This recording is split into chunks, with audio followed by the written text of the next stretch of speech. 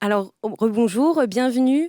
Du coup, on a eu un petit problème technique au niveau du son, donc je vais vous représenter le déroulé de la journée, en tout cas le déroulé des 4 émissions qui vont être programmées.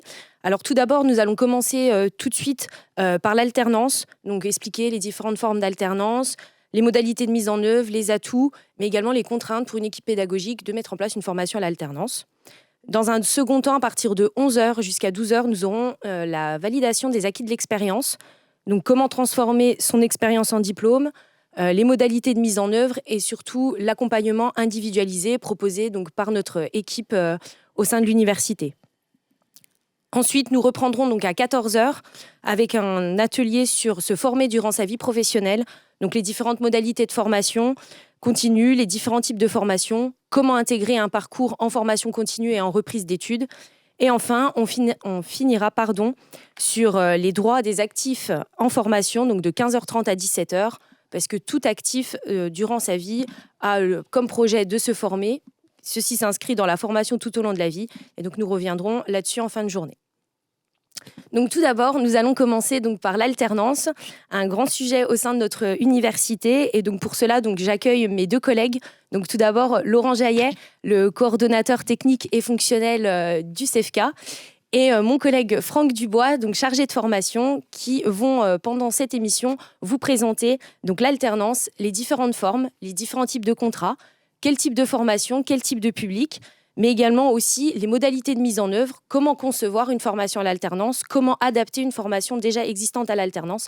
Ce sont donc les grandes questions qui vont vous être présentées tout de suite par mes collègues. Bienvenue. Bonjour. Bien le bonjour à toutes et à tous et merci Julie. Eh bien, alors allons-y. Dites-moi, comment expliquer, comment définir le concept d'alternance ? Alors tout à fait, il y a un objectif dans ce que l'on appelle la formation par l'alternance par rapport à peut-être le modèle de formation que l'on connaît toutes et tous, que l'on appelle la formation initiale où on est en classe, on suit des cours et on rentre à son domicile après une journée d'études. Il y a un objectif premier, c'est d'optimiser l'insertion professionnelle et l'investissement à la fois dans les branches professionnelles et les équipements mis à disposition des personnes formées.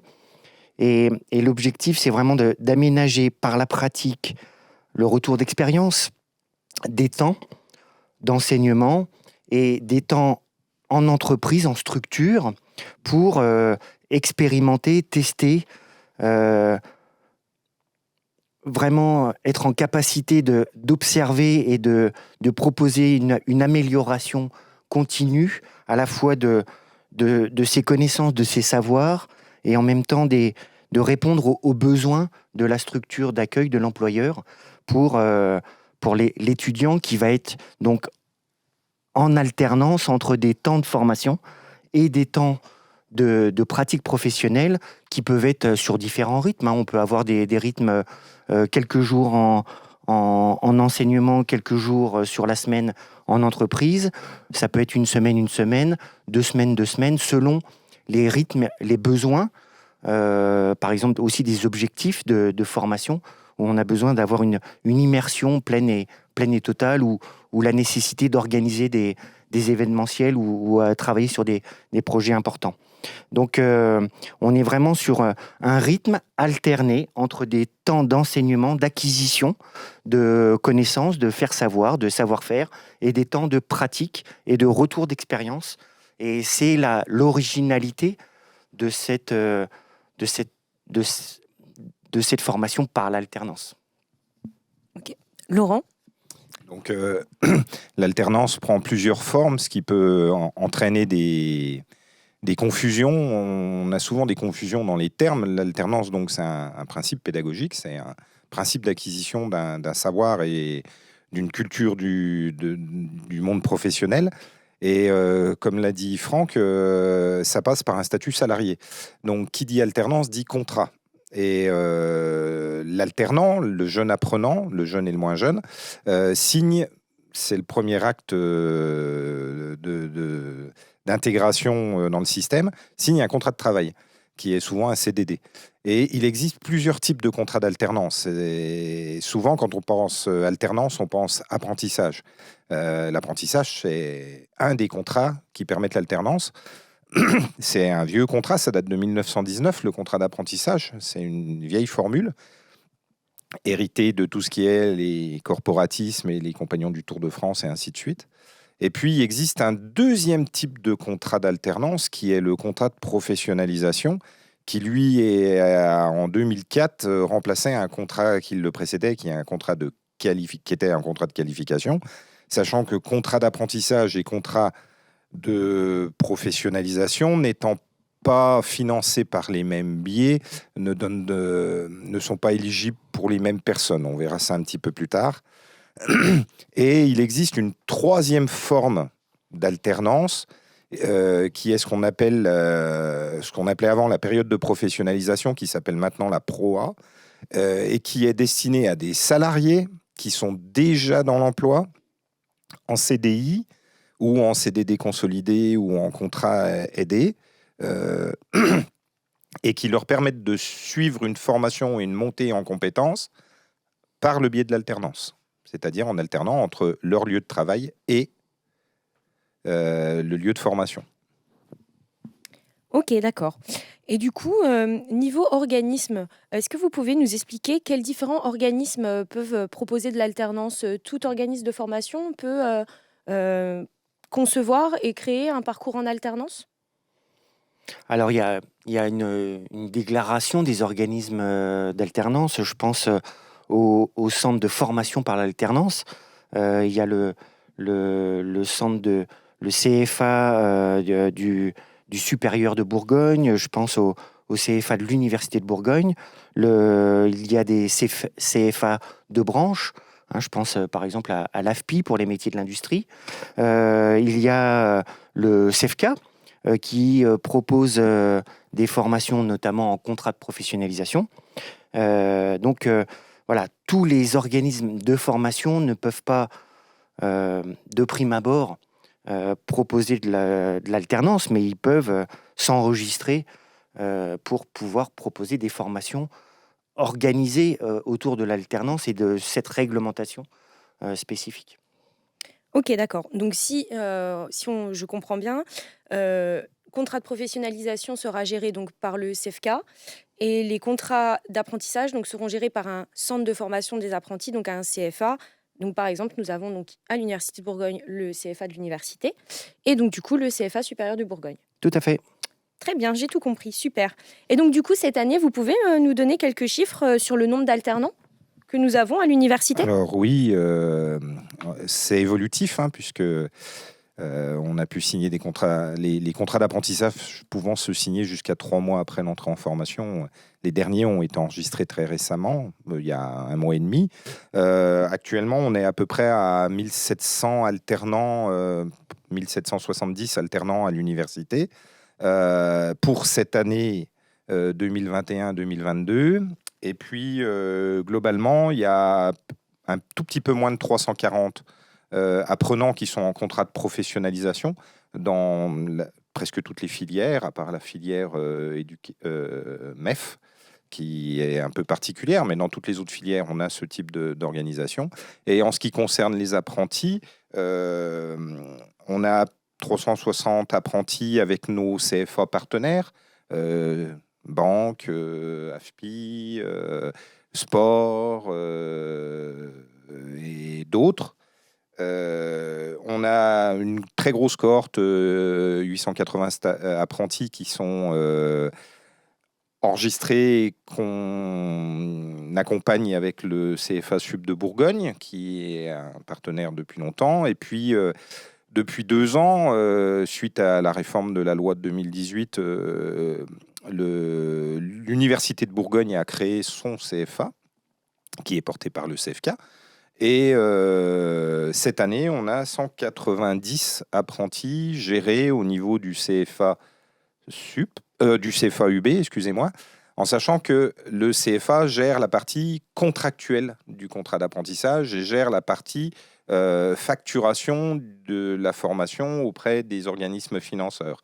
Ce qui n'empêche pas le travail du CEFCA, quels que soient les CFA avec lesquels ils sont en relation, sur tout ce qui est enregistrement des apprenants, sur tout ce qui est leur inscription et leur suivi au fil de l'eau.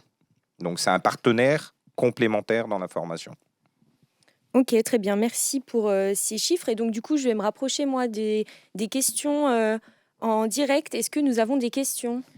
Non, pas de questions pour le moment. Ok, alors n'hésitez pas à nous poser toutes les questions sur le chat disponible sur YouTube afin que nous puissions vous apporter réponse à vos questions. Donc là, nous sommes sur l'alternance. Nous allons donc continuer jusqu'à 11h. Donc n'hésitez pas pour toute question. Notre équipe sera disponible pour vous répondre. Donc nous allons continuer du coup donc plus sur la partie maintenant conception, ingénierie de formation, puisque nous avons la chance d'être avec deux fonctions qui accompagnent les responsables pédagogiques dans la création ou l'adaptation de parcours de formation. Du coup, concrètement, qui demande un aménagement d'une formation en alternance ? Alors, c'est vrai qu'il peut y avoir trois horizons qui nécessitent un aménagement autour de formation en alternance. Également parce que ça s'adresse à des publics qui peuvent être un peu différents. Le contrat d'apprentissage, en général, ce sont pour quand même des jeunes et jusqu'à 29 ans aujourd'hui. Le contrat de professionnalisation permet de former les adultes en reprise d'études. Et donc, des fois, les besoins, les prérequis ne sont pas les mêmes. Et il faut pouvoir adapter soit les formations ou soit des modules préalables pour pouvoir intégrer pleinement et sereinement la formation. Donc, ça peut venir des enseignants, des équipes pédagogiques à qui on leur propose ou qui souhaitent proposer une nouvelle forme pédagogique, une innovation, une évolution des méthodes, des protocoles, de la façon d'enseigner, de transmettre des savoirs. Il faut pouvoir aménager la formation aussi en fonction des besoins et peut-être aussi des pratiques qui nécessitent des temps d'enseignement et des temps de pratique au sein de l'organisme de formation qui ne sont pas habituels comme on pourrait avoir assis devant un enseignant de façon très scolastique. Il faut voir que il me semble que les heures de formation de l'alternance représentent à peu près 20% des heures sont financées par l'alternance sur l'ensemble des maquettes. Donc c'est vrai que l'Université de Bourgogne a l'habitude et est accompagnée par le ministère de l'Enseignement supérieur et de la Recherche pour mettre en place des formations à l'échelle nationale. Je pense au schéma licence, master, doctorat. Mais il faut pouvoir adapter ces formations initiales à des nouveaux publics. Et par exemple, les jeunes qui recherchent une reconnaissance dans leur salaire, dans leur expérience, sur la reconnaissance de leurs acquis, de champs de compétences qui ont pu être identifiés par France Compétences, notamment en bloc de compétences. Par rapport à un cursus initial, il faut pouvoir aussi faire reconnaître une complémentarité qu'on pourrait reconnaître. On a différents métiers, on a souvent des fonctions support qui viennent chapeauter et faire fluidifier différents métiers dans une structure ou dans un réseau. Ensuite, on a des fonctions de management et ensuite des fonctions de stratégie. On a l'habitude d'apprendre un métier et il faut pouvoir aussi apprendre cette mise en relation entre des fonctions, parfois de supervision, de management, de mise en relation d'équipe pour pouvoir répondre à des enjeux très particuliers et qu'on rencontre depuis la pandémie aussi. Donc il y a énormément de départs à la retraite massifs qu'il faut pouvoir anticiper, remplacer, rendre opérationnel face à l'urgence. Et donc ça peut être aussi non seulement les personnes qui cherchent une reconversion professionnelle, qui vont demander des nouvelles formes de formation pour répondre aussi à leurs enjeux personnels, soit de disponibilité, soit aussi par rapport à leur environnement familial ou leur situation géographique. Et donc, on va proposer des formations parfois en hybride, en présentiel, en distanciel, et parfois un rythme d'acquisition des connaissances qui va évoluer selon la pratique professionnelle qu'on retrouvera sur le terrain. Ça peut être un besoin et une demande aussi des branches professionnelles pour se réorganiser, pour anticiper les besoins à venir. Je pense à tout ce qui peut être l'introduction d'environnements robotiques dans un système de production, l'intégration de la qualité, des règles environnementales, des nouvelles méthodes de management avec l'introduction du télétravail. C'est répondre à des besoins comme par exemple la cybersécurité. Comment on intègre ces nouveaux enjeux dans quelque chose d'opérationnel et immédiat pour redéployer au sein des entreprises. Donc c'est vraiment soutenir la transmission aussi pour des personnes qui ont eu une culture, une expérience, qui ont pu capitaliser des savoirs au sein d'une entreprise ou d'une administration ou d'une association, une coopérative, et pouvoir transmettre ça pour que ça perdure et permette à la structure de rester dans un développement constant. Donc les besoins sont vraiment de toutes parts, et c'est vraiment ce qui est intéressant de pouvoir proposer avec cette formation par alternance, de répondre à tous ces besoins en branche, à tous les niveaux de besoins de l'entreprise, et ce qui permet de développer l'offre de formation. Il y a souvent une émergence convergente par les jeunes qui commencent à émettre des idées. On est questionné par la branche professionnelle ou des entreprises qui nous font des demandes spécifiques de formation, 1, 2, 3, donc ça commence à être prégnant. Et puis ça peut être aussi des demandes qui émergent de la part des équipes enseignantes, parce qu'elles sont en contact avec le monde professionnel par d'autres biais, d'autres réseaux, par la recherche ou par leurs connaissances personnelles. Et puis, elles voient émerger des nouveaux métiers. Donc, elles envisagent d'anticiper pour proposer ça. Et il est évident que l'alternance dans la qualification à des nouveaux métiers est quelque chose qui permet d'adapter rapidement le système de formation. Ok, merci. A-t-on des questions dans le chat ?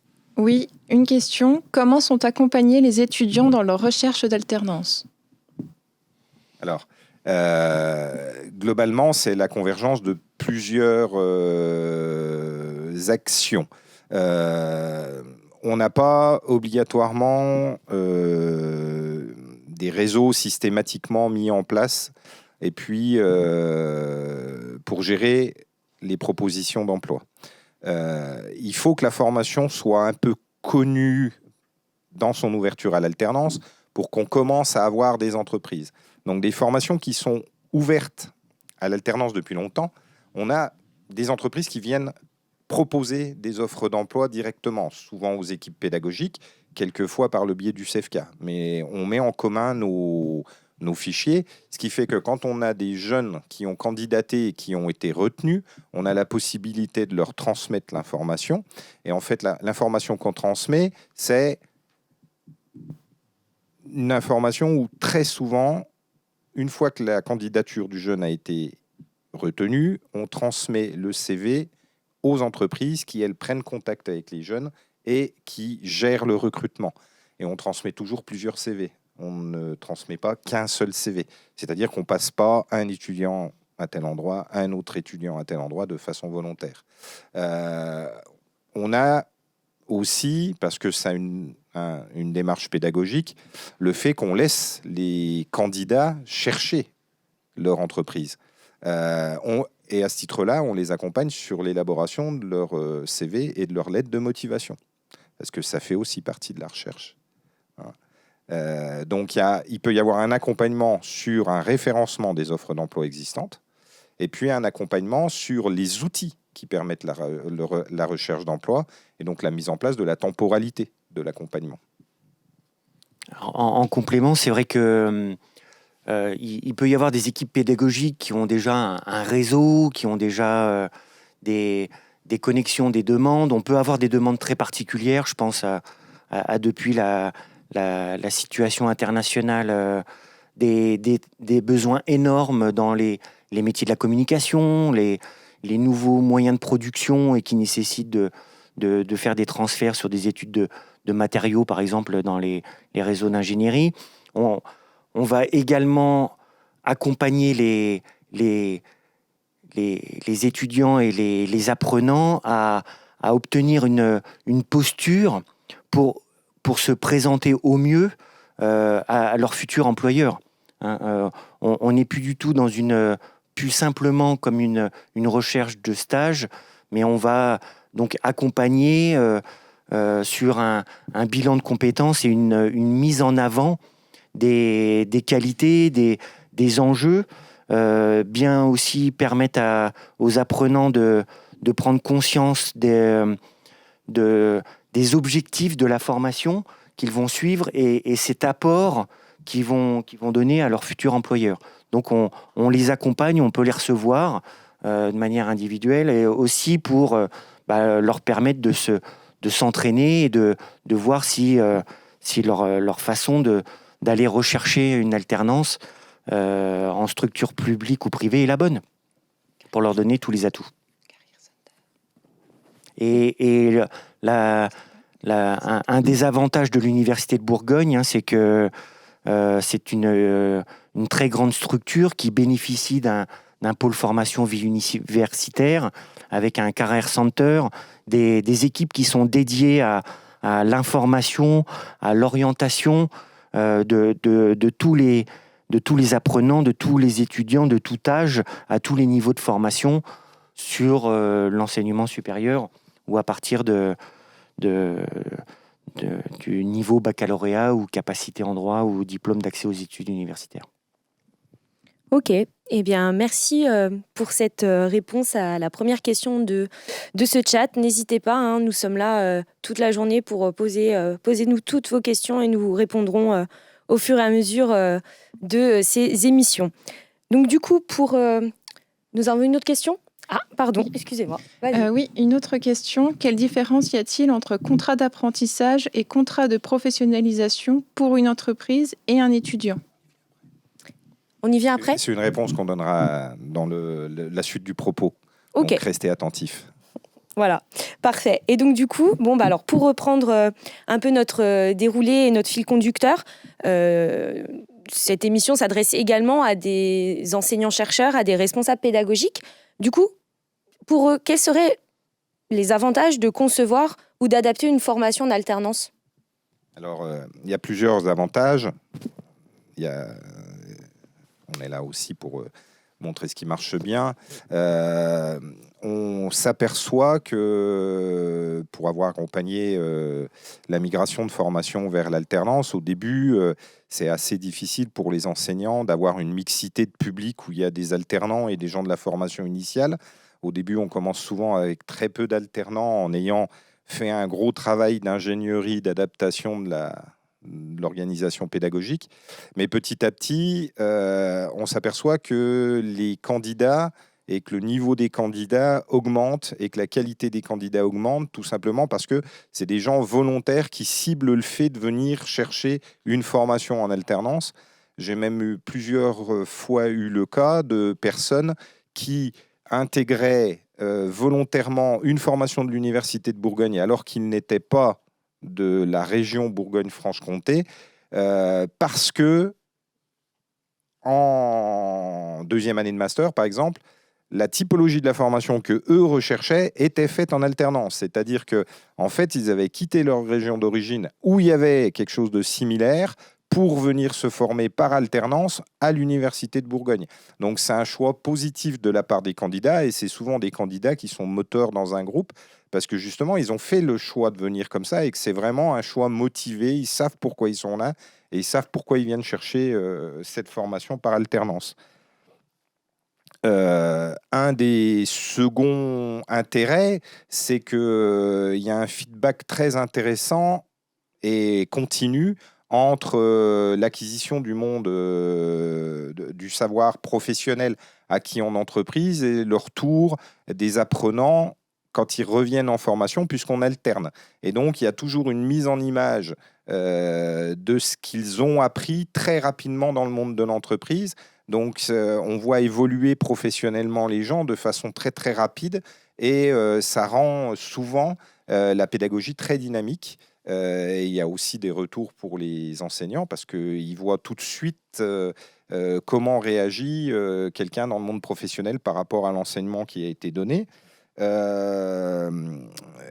Ça demande aussi une adaptation de la pédagogie, bien évidemment, parce que si on a un groupe où il y a beaucoup d'alternants, toutes les entreprises vont avoir des besoins qui leur sont spécifiques en cherchant à les exprimer. Donc ça permet d'acquérir une grande dynamique adaptative de la part des enseignants. Ça permet aussi, par les réseaux de connaissances, de rencontrer des professionnels qui peuvent intégrer l'équipe pédagogique, donc qui amènent un intérêt complémentaire au niveau de la pédagogie et qui permettent aux formations de continuer à être appétantes pour les apprenants, puisqu'on a des professionnels spécialisés dans le secteur qui sont des fois reconnus.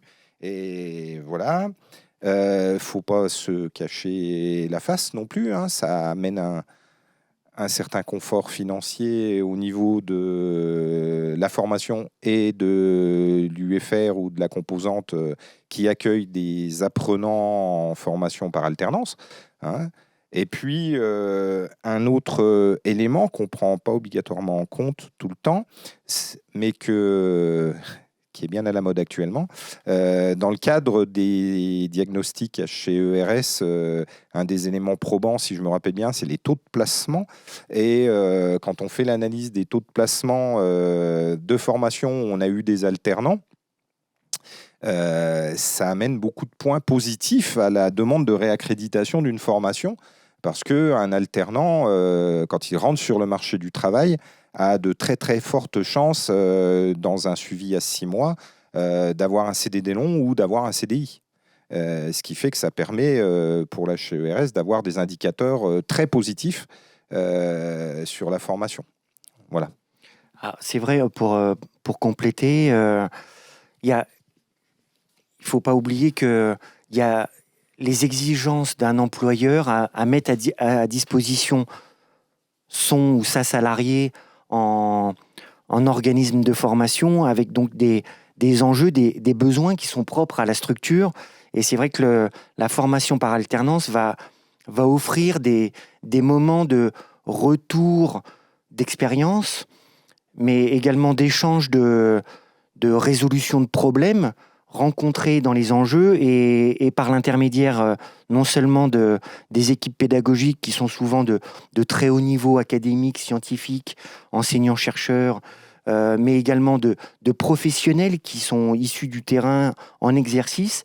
Et cette mixité des enseignements avec les retours en interne au sein d'une promotion va rendre très enrichissant finalement les formations. Ok, très bien. Du coup, donc là, on a présenté les avantages pour une équipe pédagogique sur une formation. Du coup, ça sous-entend quand même une certaine rigueur pour concevoir une formation. Du coup, comment ça se passe? Quelles sont les exigences si demain des enseignants souhaitent ouvrir une formation à l'alternance? Je pense que notre rôle, en tout cas au CFK, c'est un peu de les guider, de les accompagner et de les conseiller. Qu'est-ce qu'on peut leur dire sur les exigences d'une formation d'alternance? Alors, déjà, formation en alternance, la première chose, c'est qu'un diplôme, qu'il soit DUST, BUT, licence pro ou master, il est inscrit au RNCP. La première chose à faire, c'est d'aller voir si au niveau de la description RNCP, la formation est éligible à l'alternance, au contrat de professionnalisation comme au contrat d'apprentissage, ce qui n'est pas le cas obligatoirement de toutes. Il y a des cases qu'il fallait cocher à un certain moment qui ne l'ont peut-être pas été. Donc, avant d'envisager d'ouvrir à l'alternance, il faut aller essayer de cocher la case qui le permet. au niveau du RNCP. Ensuite, bien évidemment, il faut qu'il y ait un accord des différentes instances qui gèrent la formation à l'université, à minima pour le faire savoir. Donc, une reconnaissance par le Conseil de la composante, une reconnaissance au niveau de la commission de la pédagogie. Bien évidemment, c'est nécessaire, hein, c'est la reconnaissance des formations. Il faut mettre en adéquation la fiche filière avec la possibilité d'ouvrir à l'alternance. Il y a des conditions d'éligibilité sur un contrat d'apprentissage, sur une volumétrie minimum de temps de formation au regard du contrat, du temps de contrat qui doit être de 25%. De temps de formation au sein du temps de contrat. Donc, ça nous fait quelque chose comme 402 heures pour un contrat de 12 mois, avec des possibilités d'aménagement. Donc, si vous avez un diplôme de 270 heures, l'apprentissage, on peut oublier, dans l'absolu, ou aménager et travailler sur une intégration de peut-être toutes les pratiques pédagogiques qui sont intégrées dans cet enseignement, mais sans obligatoirement avoir un enregistrement au sein des services d'enseignement, ce qui souvent est acté dans les fiches filières. Par exemple, les fiches filières n'intègrent pas les volumes de temps d'évaluation qui font partie intégrante de la pédagogie et qui ne sont pas intégrés dans les fiches filières. Et pour le contrat de pro, on est sur une volumétrie qui doit osciller entre 15 et 25% du temps de formation sur le temps de contrat. Donc, il y a des adaptations nécessaires. Nous, on est là pour accompagner les équipes pédagogiques de façon individuelle dans ce cadre-là. Bien évidemment, ça demande un aménagement pédagogique. Pourquoi ? Parce que le jeune ou le moins jeune qui signe un contrat d'alternance sont des salariés. Donc, ça veut dire qu'ils vont être soumis au code du travail avant d'être soumis au code de l'éducation. Et étant soumis au code du travail, ils signent pour travailler 7 heures par jour. Donc, quand ils sont à l'université, il doit y avoir un enregistrement de 7 heures travaillées par jour. Certaines pratiques pédagogiques font que les étudiants ne font pas 7 heures par jour. Donc, ça a une mise en adéquation, une compression du temps. Ça veut dire que sur une formation de 450 heures, ça nous fait du 13 à 14 semaines maximum de cours dans l'année, alors que peut-être la pratique pédagogique d'accueil des gens de formation initiale faisait du 20 heures semaine, ce qui étalait le temps sur 25 semaines de cours. Donc, ça nécessite une profonde réflexion de l'aménagement pédagogique. Et puis, au moment de la signature du contrat, bien évidemment, l'entreprise nous rend compte de la fiche de poste qui est proposée à l'apprenant.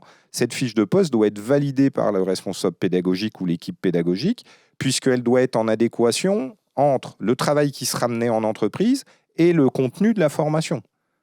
Donc, ça nécessite des étapes complémentaires de validation de la part de l'équipe pédagogique et des fois des allers-retours entre l'équipe pédagogique et l'entreprise pour caler exactement les missions qui seront exprimées dans la fiche de poste pour que l'apprenant fasse bien des missions qui sont en lien avec sa formation, ce qui est une des bases du contrat d'alternance. S'ils signent un contrat d'alternance pour être commerciaux, ils ne sont pas là pour peindre les volets. C'est déjà arrivé. C'est pour ça que je dis ça. C'est vrai que dans ce que tu dis, Laurent, il y a donc les exigences, les besoins qui sont peut-être pas toujours clairement exprimés. Les problématiques ou les besoins à pourvoir au sein de la structure sont pas toujours clairement identifiés et l'employeur va s'adresser peut-être des fois à travers son service de ressources humaines auprès d'un organisme de formation pour répondre aux besoins urgents dans la structure. Et c'est tout le travail en amont de l'équipe pédagogique de bien valider cette adéquation entre des objectifs, des missions et des attendus pour que ça offre à la personne en alternance que son expérience professionnelle en cours d'acquisition va bien lui permettre d'obtenir la certification attendue. Et pour continuer, il y a une implication nécessaire de l'équipe pédagogique puisque tout alternant va remplir un livret d'alternance qui est un livret d'apprentissage qui peut être papier ou numérisé ou même numérisé sur une plateforme et qui permet un lien constant entre l'organisme de formation, c'est-à-dire l'équipe pédagogique, l'apprenant et l'entreprise. L'entreprise, il y a un tuteur qui est un maître de stage qui suit l'apprenant dans l'entreprise et l'équipe pédagogique doit nommer par apprenant, par alternant, un tuteur pédagogique. C'est-à-dire que quand on a une équipe, quand on a une formation, on a 20 alternants, ça veut dire 20 tutorats pédagogiques obligatoires. Donc des fois, il faut avoir une équipe assez étendue qui puisse faire cet accompagnement des apprenants.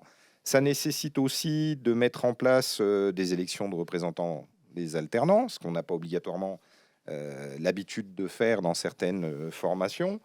Et puis, ça nécessite aussi de participer, quand on est dans le cadre de formation en apprentissage, de participer au conseil de perfectionnement. Le conseil de perfectionnement, c'est un conseil qui réunit tous les acteurs et toutes les formations qui sont accueillies au niveau d'un CFA. Et donc, le conseil de performance est lié à un CFA. Et puis, chaque formation organise des comités de liaison qui permettent le lien direct entre les représentants des jeunes, l'équipe pédagogique et les employeurs pour permettre une amélioration permanente et une évolution permanente par un retour et par des feedbacks directs entre l'équipe pédagogique, les employeurs et les jeunes, qui peuvent être, par exemple, vous utilisez tel logiciel, et puis toutes les entreprises signalent que le logiciel est devenu obsolète et qu'il faudrait évoluer. Ou l'équipe pédagogique signale une évolution dans l'enseignement et le fait valider au niveau des jeunes et des entreprises, parce qu'il y a un intérêt concomitant. Donc, c'est un système en amélioration permanente dans un cadre institutionnel où on a une accréditation pour 5 ans. Mais ça permet de toutes les accréditations d'avoir tous les moyens de réécrire plus rapidement son accréditation. Voilà. Et puis, bien évidemment, qui dit formation par alternance dit coût contrat et dit facturation. Et qui dit facturation dit émargement. Et là, l'émargement va permettre la facturation des coûts de formation, mais permet aussi de rendre des comptes à l'employeur, puisque l'apprenti, quand il est chez nous, en formation, il est dans son entreprise, il est détaché de son entreprise, il est régi par le Code du travail. Donc, il a des obligations pour répondre en partie aux obligations faites aux jeunes qui sont en alternance. Ils ont l'obligation d'être en cours tout le temps. Il n'y a plus de notion, il y a un cours magistral, je peux ne pas venir, et ainsi de suite. Ils sont en cours tout le temps. Ils ont l'obligation d'assiduité, l'obligation de ponctualité. Ils véhiculent l'image de marque de leur entreprise. Ils ont un devoir de réserve. Et s'ils sont malades, c'est pas j'ai un petit mot du médecin ou j'avais mal à la tête et je suis pas venu ce matin. C'est arrêt de travail parvenant à l'entreprise et à nous, CFK, qui faisons remonter des informations vers les CFA s'il y a lieu, par le biais d'un logiciel spécifique. Et cet arrêt de travail, il doit nous être fourni sous 48 heures. Donc on est bien dans le cadre d'un travail et avec toutes les obligations et les devoirs du salarié quand le jeune apprenant est chez nous. Alors c'est vrai que c'est une particularité que donc le CFK et l'Université de Bourgogne va transmettre à l'employeur une convention de formation qui va autoriser le salarié de l'entreprise à être mis à disposition pour suivre sa formation sur des jours dédiés avec un calendrier qui précise bien à l'avance et qui va permettre au service de ressources humaines de l'employeur de bien prévoir quels seront les temps où l'apprenant sera parfois dans l'entreprise ou sera détaché, et pour des questions de responsabilité, d'assurance, ça permet. Et donc ce sont les outils qui sont mis à disposition de la formation par alternance pour accompagner et optimiser, comme disait Laurent, sur différents niveaux collectifs, optimiser la formation dans ses modalités pour répondre au mieux aux enjeux des employeurs, mais également des apprenants, et puis un suivi individuel qui va être au cordeau pour permettre la réussite de l'ensemble des parties sur ces parcours de formation. Ok, très bien. Eh bien, merci pour ce complément et ces grandes informations sur donc la création et en tout cas les tenants et les aboutissants de mettre en place une formation en alternance. Je vais me retourner du côté de Céline qui gère donc les questions en direct. Céline, avons-nous une question ? Oui, nous avons une nouvelle question. Est-ce que le numérique peut faciliter le développement de formations en alternance ? C'est un outil, comme tout autre type d'outil. Faciliter, oui, parce que si c'est un objet qui est bien utilisé et qu'on prévoit bien à l'avance comment on gère le système, il y a un témoin qui va bientôt intégrer notre discussion, qui a mis en place un système où il y a une partie de la formation qui est faite en hybride. Donc voilà, la question pourrait être posée à ce moment-là au responsable pédagogique qui l'a mis. Ça peut être l'ennemi du bien si le numérique est mal utilisé ou mal intégré dans le système ou n'est pas en propos avec l'ère de travail professionnel dans lequel on est. Donc, passer en tout numérique, penser en tout à distance, non. Hybride, pourquoi pas, si c'est bien utilisé, anticipé et dimensionné pour.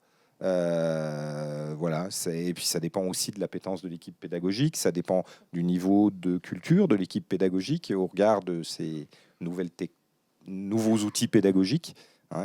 Ça demande une convergence de pas mal de paramètres. Et puis après, on a toujours tendance à penser que les jeunes, ils sont hyper numériques, qui maîtrisent super bien tous les outils de communication et compagnie. C'est pas parce qu'on va bien sur Facebook ou sur Twitter qu'on est super fort en utilisation d'outils numériques. C'est vrai qu'il y a parfois des questions d'attention et de règles d'acquisition de savoir et de connaissances à travers des outils très performants qui sont proposés sur les formations aujourd'hui, des systèmes de visioconférence, d'outils, de mutualisation, de dépôt, de documents. Parfois, les formations ne sont pas adaptées aux outils numériques. Alors, sous certaines formes, pour tout ce qui va être chirurgie, on peut utiliser une forme d'outils numériques, mais pour les métiers de la santé, des métiers du soin à la personne, les formations ne sont pas toujours adaptées au mode hybride quand il y a besoin d'avoir une pratique et une supervision de professionnels. Là, la formation ne peut pas être de manière éthique et qualitative toujours adaptée aux outils du numérique, même si des fois on le souhaiterait. On a énormément de demandes de personnes qui vivent à l'autre bout de la France ou dans d'autres pays de la communauté européenne, par exemple, qui souhaiteraient suivre certaines des formations, mais elles ne sont pas tout le temps adaptées. Qui ont des mobilités réduites ou qui sont dans une zone géographique avec des obligations familiales qui les empêchent de venir ici, présent. On souhaiterait pouvoir leur permettre d'accéder systématiquement à tout. On n'en est pas encore là. Ça arrive doucement. La pandémie a aidé, mais il y a encore des champs où c'est pas possible. Voilà. Ok, merci pour vos réponses, pour vos informations. A-t-on d'autres questions ? Non, pas d'autres questions, à part la question précédente sur la différence entre les deux types de contrats. Ok. Eh bien, alors, les deux types de contrats, les différences pour les jeunes et pour les employeurs, si je me rappelle bien l'origine de la question. Alors, je peux répéter la question si vous voulez. Quelle différence y a-t-il entre contrat d'apprentissage et contrat de professionnalisation pour une entreprise et un étudiant ? Alors, contrat d'apprentissage et contrat de professionnalisation nécessitent signature d'un contrat, signature d'une convention avec un organisme de formation. Là, c'est concomitant. Le contrat d'apprentissage relève d'un financement qui était lié avant à ce qu'on appelait la taxe d'apprentissage. Donc un contrat d'apprentissage, il peut être signé par un employeur public comme par un employeur privé. Donc dans le cadre de sa recherche, le jeune qui recherche un contrat d'apprentissage, il va avoir un champ de recherche professionnelle qui sera un peu plus étendu que le contrat de professionnalisation qui, lui, ne peut se signer qu'avec un employeur privé. Parce que les fonds qui financent le contrat de professionnalisation relèvent des cotisations patronales sur ce qu'on appelait le 1% formation. Ça, c'est une des premières différences. En ce qui concerne le contrat d'apprentissage, le salaire du jeune, donc ça regarde à la fois le jeune et l'employeur, puisque c'est l'employeur qui verse le salaire au jeune, est indexé sur l'âge du jeune et sur le niveau de formation qu'il poursuit. Globalement, les jeunes qui rentrent en DUST ou en BUT ont 18 à 19 ans et ils vont être salariés à 43% du SMIC. Au-delà de 21 ans, on passe à 51% du SMIC pour un premier contrat d'apprentissage. Et puis, au-delà de 26 ans, on est sur une base qui est le SMIC. En sachant qu'un contrat d'apprentissage peut se signer jusqu'à 29 ans révolus, c'est-à-dire 29 ans, 364 jours, 23 heures et 59 minutes. Pour la signature du contrat. C'est-à-dire que si l'anniversaire des 26 ans arrive après la signature du contrat, le contrat continue. Dans le cadre d'un contrat de professionnalisation, la rémunération du jeune est plus élevée. Au prorata du SMIC, toujours. Par exemple, quelqu'un qui a 21 ans, il sera à 80% du SMIC, alors qu'un jeune en contrat d'apprentissage, il aura 61% du SMIC. Donc son coût de salaire coûte plus cher à l'employeur. Mais le jeune gagne plus. Ça, c'est la première chose. Ensuite, il y a des aides par la forme d'abattement de certaines charges patronales et sociales qui sont beaucoup plus élevées en contrat d'apprentissage qu'en contrat de professionnalisation. Globalement, en contrat d'apprentissage, pour l'employeur, le brut salarial est équivalent du net salarial. Il y a un abattement d'à peu près 92% des charges sociales, tandis qu'en contrat de professionnalisation, l'abattement des charges sociales est de l'ordre de 50%. Donc, en gros, un contrat de professionnalisation va coûter plus cher à l'employeur qu'un contrat d'apprentissage, mais le jeune sera rémunéré à un niveau plus élevé, à même tranche d'âge. Et depuis 3 ans, l'État, dans le cadre de la loi qui a été prise en 2018 de liberté de choix de son avenir professionnel, a mis un accent très particulier sur la relance de l'alternance de façon globale, et donc accompagne le système sous la forme d'aides qui, depuis 2 ans, ont permis de monter jusqu'à 730 000 contrats d'apprentissage en France. Je parle bien d'apprentissage, pas d'alternance. Aides qui, pour l'instant, sont suspendues au fait que la semaine prochaine, on aura un événement un peu particulier qu'on a tous les 5 ans. Et donc, actuellement, il y a des aides jusqu'au 30 juin. On sait qu'elles sont maintenues jusqu'au 30 juin. Après, on ne sait pas. Voilà, il y a des indicateurs qui semblent montrer qu'il y a quand même une forte volonté de continuer ces aides, même si elles seront peut-être un peu moins fortes. Et ce sont des aides qui permettent un fort soutien aux entreprises sur des contrats d'apprentissage et des contrats de professionnalisation, puisqu'elles sont pour des contrats d'alternance. Et ça vient abaisser de façon notable le coût de le coût du contrat pour l'entreprise. L'avantage pour les alternants, pour les jeunes, de signer un contrat d'apprentissage, c'est ce qu'on a expliqué tout à l'heure, de mettre en relation l'acquisition du savoir universitaire directement en entreprise. Ça, c'est quelque chose... ça peut permettre de valider pour savoir si c'est bien la bonne filière qu'il a choisie, parce que tout de suite, il va s'apercevoir s'il est fait pour ce métier-là ou pas, puisqu'il le pratique au jour le jour. Il a une rémunération pour son temps d'apprentissage, il cotise au chômage, il cotise à la retraite, même si ça les fait rire quand on leur parle de retraite à 20 ans. Et puis, ça, c'est les éléments quantifiables, mais la chose qui n'est pas quantifiable, mais qui est la plus réelle, c'est que le taux d'insertion professionnelle à la sortie de la formation est de l'ordre d'au-delà de 92%. Et pour les entreprises, ils ont un jeune salarié motivé pendant 1 an, voire 2 ans, qui va leur permettre à la limite, d'avoir un temps d'essai dans le recrutement de quelqu'un qui va acquérir la pratique de l'entreprise, la philosophie de l'entreprise, l'esprit de l'entreprise, et qui souvent, il est proposé aux jeunes en alternance de rester dans l'entreprise dans laquelle il a fait son alternance. Hein. Donc, c'est une voie d'emploi aussi directe, non négligeable. On voit tout à fait que les alternants ne sont plus des variables d'ajustement dans une structure, mais deviennent un réel investissement et permettent le développement dans la structure. C'est aussi lié, hein, il y a des règles d'éligibilité. Donc, Laurent, tu nous as précisé que c'est vrai que voilà, le dispositif du contrat d'apprentissage est permis jusqu'à 29 ans révolus. Il y a quand même quelques petites exceptions et particularités.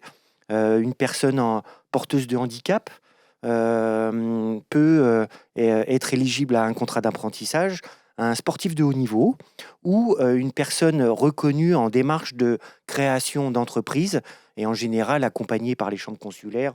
Je pense à la chambre de commerce, chambre des métiers, chambre d'agriculture ou chambre régionale de l'économie sociale et solidaire.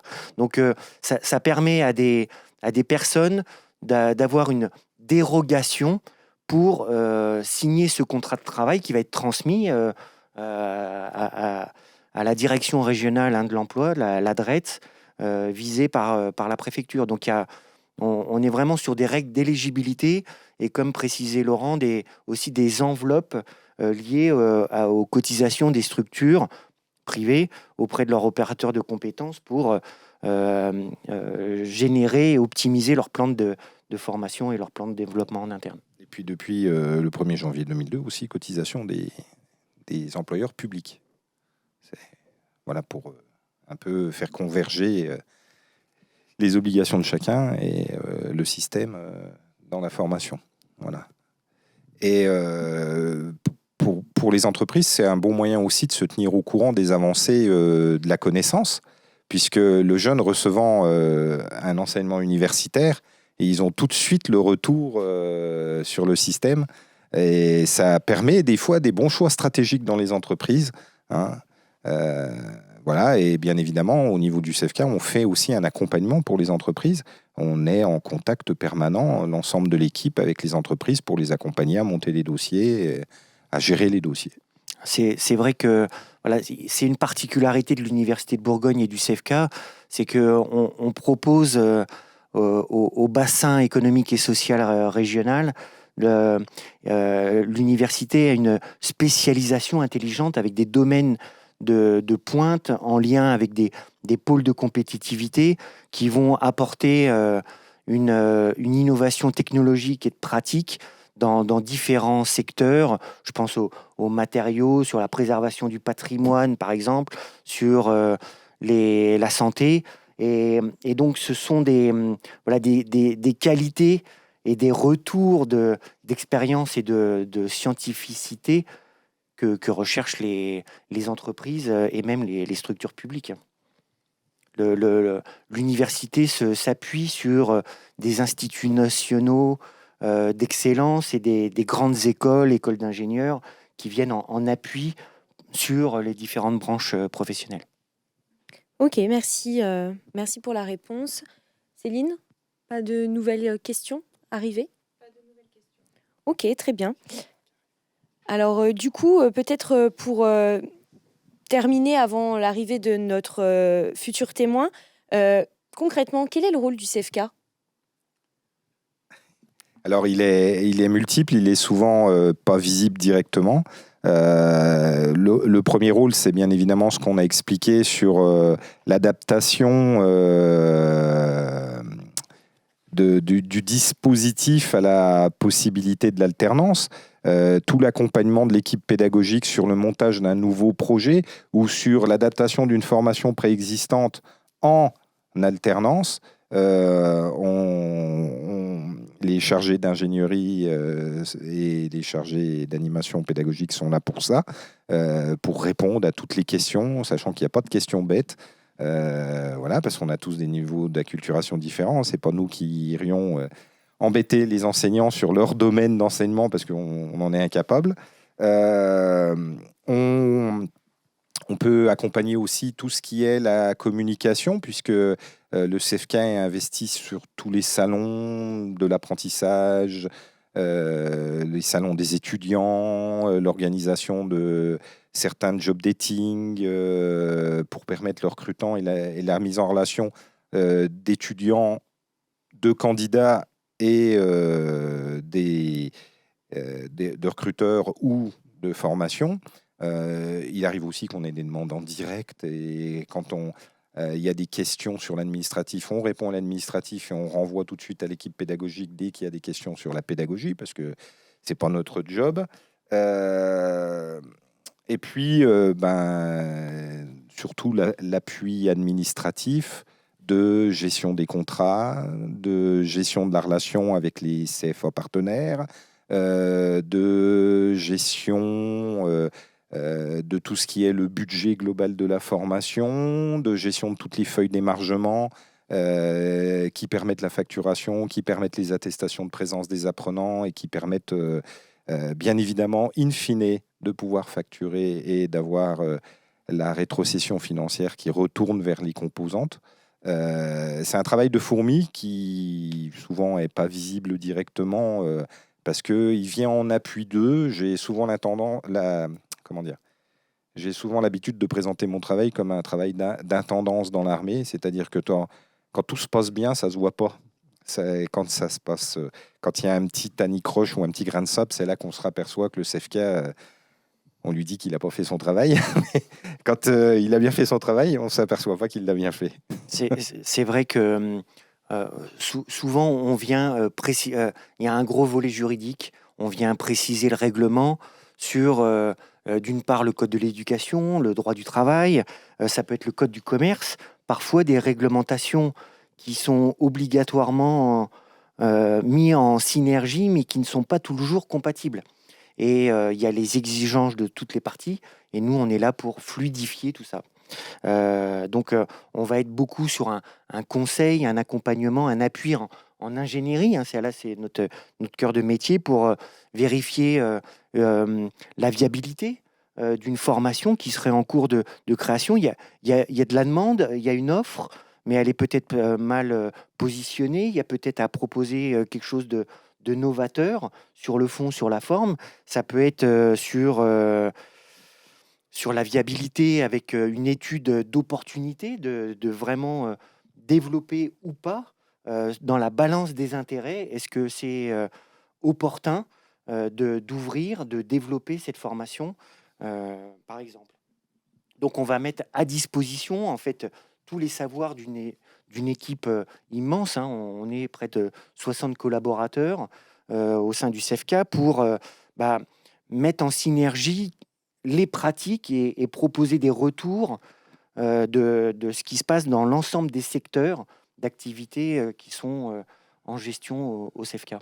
On intervient aussi au niveau du fait que pour pouvoir être organisme de formation ouvrant en alternance, il faut être certifié qualité, avec une certification nécessaire, basique, où on avait le choix, et qui, depuis 2020, avec une entrée en fonction au 1er janvier 2022, est une obligation d'une certaine norme qualité qui s'appelle Calliope, dont le CEFCA aurait pu faire l'économie de certification, puisque étant universitaire, on était reconnu par l'HERS de fait à Calliope, mais que de façon volontaire, le CEFCA a fait la démarche de reconnaissance Calliope pour donner des indicateurs positifs aux employeurs et aux partenaires pour montrer qu'on se mettait à leur niveau et au niveau minimum demandé.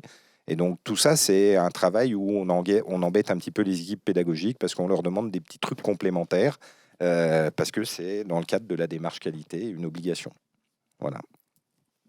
Ok, très bien, merci. Et donc du coup, à ma droite, nous avons enfin notre invité. Donc bonjour, bienvenue monsieur donc, Guillaume Perroniel, enseignant donc, à l'UFR STAPS, responsable pédagogique du DUST métier du foot. Donc bienvenue parmi nous. Tout d'abord, je vais vous laisser donc du coup vous représenter succinctement et présenter du coup la formation dont vous êtes responsable pédagogique ouvert à l'alternance. Du coup, c'est à vous. Tout à fait. Alors bonjour à tous, merci beaucoup de m'accueillir. Donc je suis effectivement enseignant à l'UFR STAPS de Dijon. Je suis responsable de cette première promotion du DUST Animation du football que l'on vient d'ouvrir cette année. Alors qu'est-ce que c'est que cette formation? Ce DUST Animation du football s'appuie déjà sur un DUST qu'on avait déjà à l'UFR STAPS, à l'UFR STAPS cette année, sauf que c'est un nouveau parcours. C'est un nouveau parcours orienté, bien entendu, sur le football.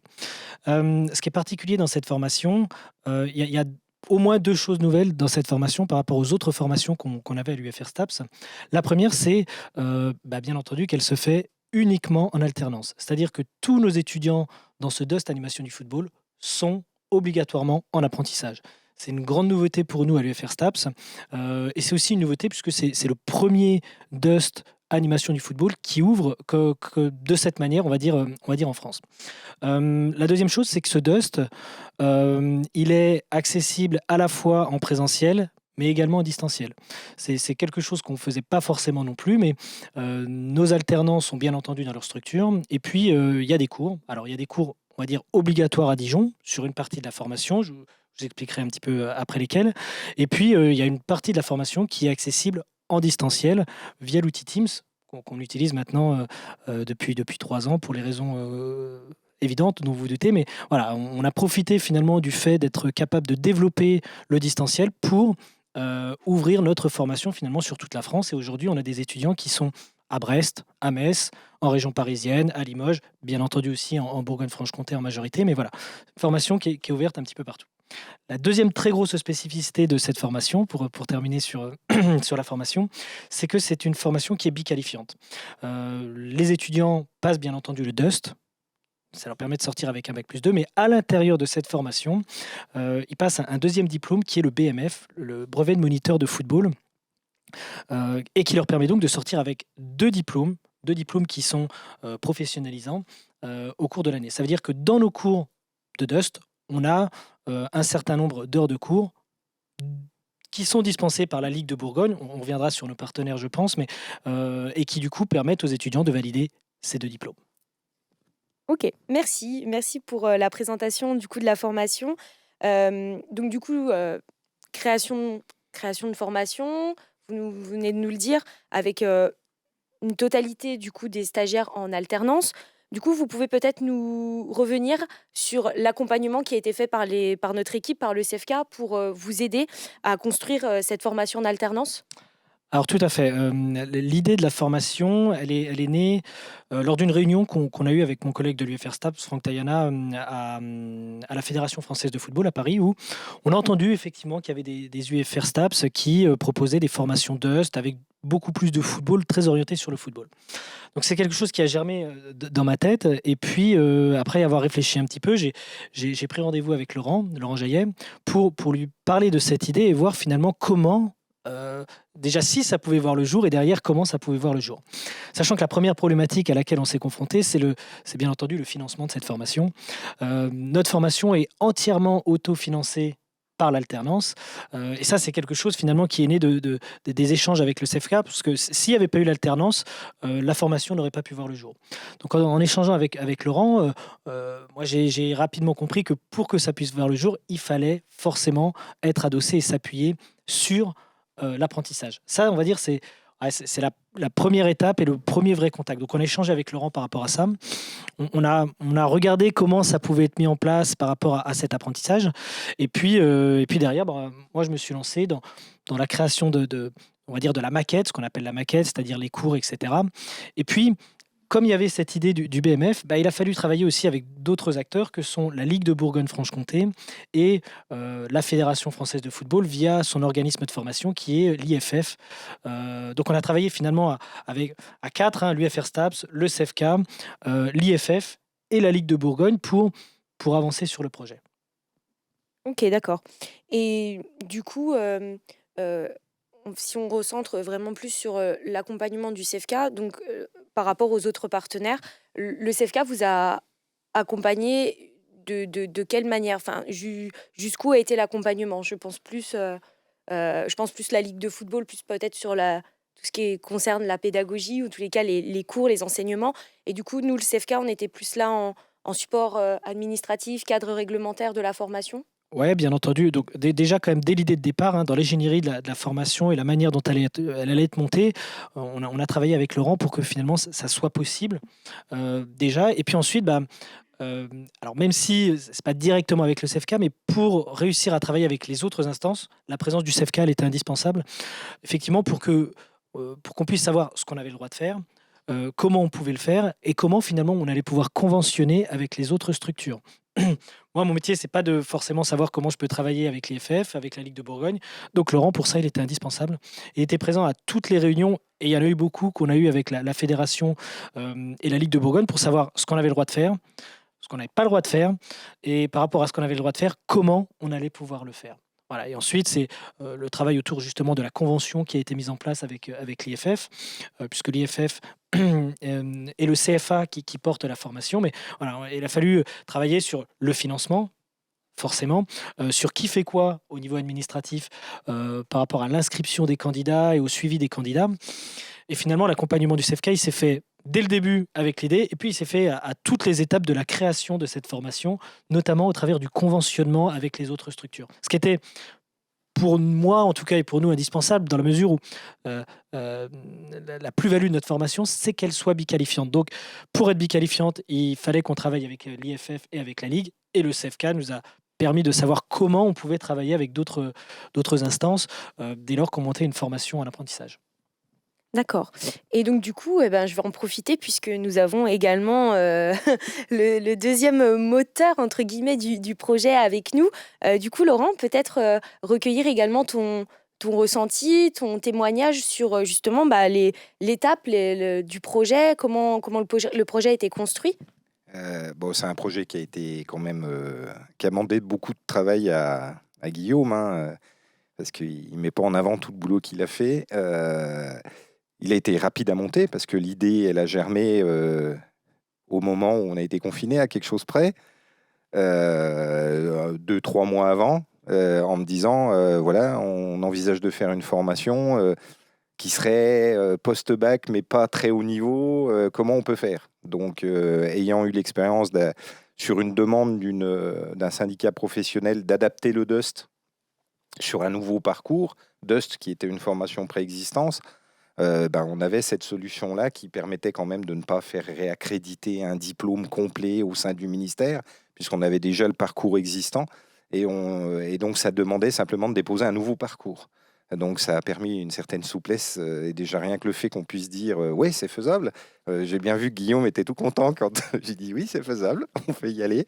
Et puis après, bien évidemment, c'est un accompagnement qui se fait au jour le jour en fonction des questionnements qui peuvent tomber sur le responsable pédagogique du fait je veux faire intervenir telle formation, telle personne, c'est possible, pas possible, à ce moment-là comment on peut faire, le rythme, comment on fait, est-ce qu'on peut faire une semaine, dans les clubs ça va pas le faire parce que les jeunes seront en encadrement, donc quelle est la meilleure solution, plutôt c'est possible début de semaine, oui.